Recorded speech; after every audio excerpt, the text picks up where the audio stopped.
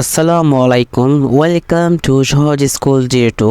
আজকে আমরা তৃতীয় শ্রেণীর বাংলা বিষয়ে পাঠ 21 নিয়ে আলোচনা করব।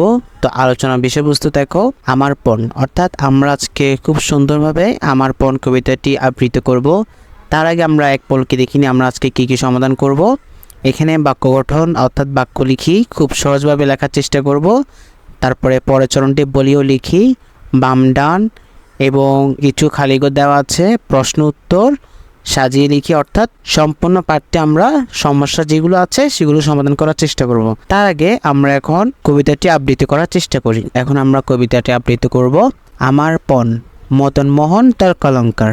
সকালে উঠিয়া আমি মনে মনে বলি, সারাদিন আমি যেন ভালো হয়ে চলি।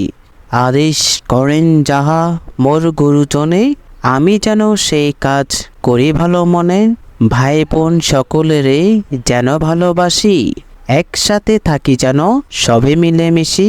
ভালো ছেলেদের সাথে মিশে করি খেলা, পাঠের সময় যেন নাহি করি হেলা। সুখে যেন নাহি হই আর কারো দুঃখে, মিছে কথা কবু যেন নাহি আসে মুখে। সাবধানে যেন লোভ সামলিয়ে থাকি, কিছুতে কাহারে যেন নাহি দেই ফাঁকি।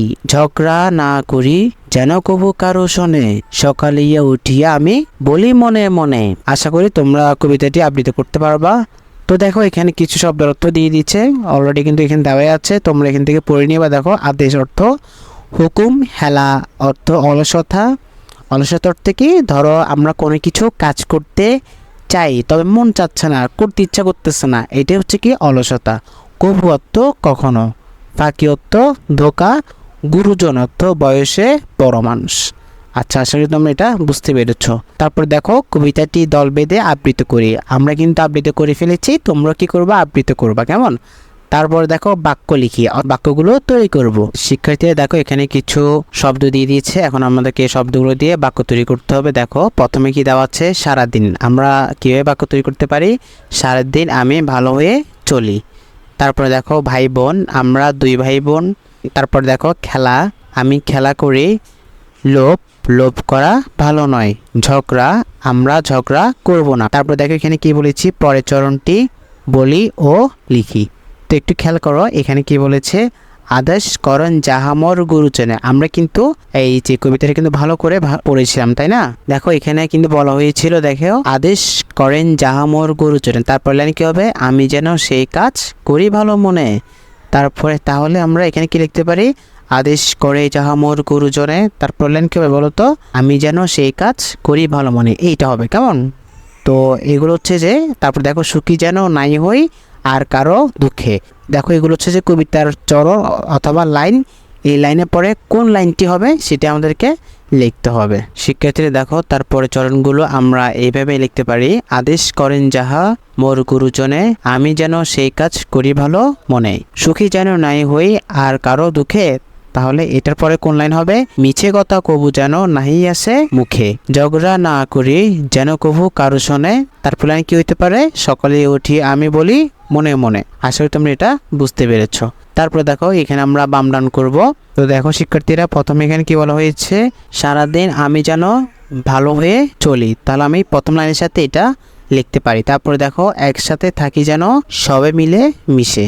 সাবধানে যেন লোভ সামলিয়ে থাকি, আমি যেন সেই কাজ করি ভালো মনে। ভাই বোন সকলেরই যেন ভালোবাসি। অর্থাৎ এগুলো হচ্ছে কি বাম ডান। আসলে তোমরা এটা বুঝতে পেরেছো।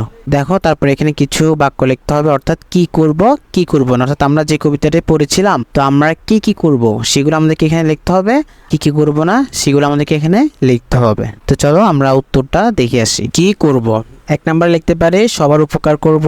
2 নাম্বার দেশের কল্যাণে কাজ করব।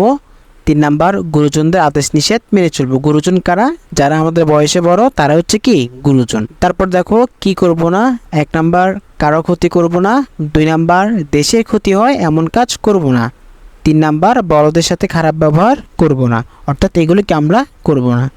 তারপর দেখো কিছু প্রশ্ন দিয়ে দিয়েছে, এখন আমরা প্রশ্নগুলো দেখব। কখন ঘুম থেকে উঠবো, সকালে ঘুম থেকে উঠি, আমরা এটা লিখতে পারি। তারপরে দেখো সারাদিন কীভাবে চলবো, সারাদিন আমি ভালো হয়ে চলবো। কাদের কথা মেনে চলবো, গুরুজনদের কথা মেনে চলবো। সুখী হব না কখন? কারো দুঃখ দেখে সুখী হব না। আশা করি প্রশ্নগুলোর উত্তরও বুঝতে পেরেছ। তারপর দেখো এখানে সাজিয়ে লিখতে বলছে, অর্থাৎ এখানে যে বাক্যগুলো দেখতে পাচ্ছ এই বাক্যগুলো কিন্তু কি এলোমেলো, অর্থাৎ ভুল বাক্য দেওয়া আছে। আমাদের কি করতে হবে? এই এলোমেলো বাক্যগুলোকে আমরা সাজিয়ে লিখতে হবে। দেখো শিক্ষার্থীরা, আমরা এখানে লিখতে পারি, দেখো আমি যেন সেই কাজ করি ভালো মনে। দেখো এখানে আমি কোথায় আছে? এই যে আমি। তারপর দেখো যেন, এই যে এখানে সেই কাজ করি ভালো মনে, অর্থাৎ এইগুলো কিন্তু সবগুলো কি এলোমেলো করে দিয়ে দিয়েছে। আমরা সাজিয়ে কীভাবে লিখতে পারি? আমি যেন সেই কাজ করি ভালো মনে। এই সেম নিয়ম কিন্তু এই দুইটো বাক্যের মধ্যে একই নিয়মে দেওয়া আছে। কেমন? কিছুতে কাহারে যেন নাই দেই ফাঁকি, পাঠের সময় যেন নাই করে হেলা। আশা করি এটা বুঝতে পেরেছ। তারপর দেখো কি বলেছে এখানে, কবিতাটি দেখে যা শিখলাম তা বলিও লিখে, অর্থাৎ আমার পণ কবিতাটি সম্পূর্ণ পড়ে আমি কি শিখলাম সেগুলো আমাদেরকে লিখতে হবে। দেখো এখানে আমরা লিখতে পারি, সকালে ঘুম থেকে উঠতে হবে, গুরুজনদের কথা শুনতে হবে, ভালো ছেলেদের সাথে মিশতে হবে, কারোর সাথে ঝগড়া করা যাবে না, লোভ করা যাবে না। অর্থাৎ এই কবিতা থেকে আমরা এগুলোই শিখেছি। আশা করি তোমরা সম্পূর্ণ ক্লাসটি ধৈর্য সহকারে দেখেছ এবং কি সকলকে অসংখ্য ধন্যবাদ। তাছাড়াও আমরা পরবর্তী ক্লাস ইনশাল্লাহ পার্ট 22 নিয়ে আলোচনা করব। পার্ট 22-এর মধ্যে বাক্য গঠন, যুক্তবর্ণ এবং কি প্রশ্ন, শূন্যস্থান যা আছে সবগুলো আমরা ইনশাল্লাহ পূরণ করে দিব। সেজন্য পরবর্তী সকল ক্লাসগুলো পাওয়ার জন্য আমাদের ইউটিউব চ্যানেলটি সাবস্ক্রাইব করে রাখবা। আজকে এতটুকু পর্যন্ত। সবাই ভালো থাকবা, সুস্থ থাকবা। আসসালামু আলাইকুম ওয়া রাহমাতুল্লাহ।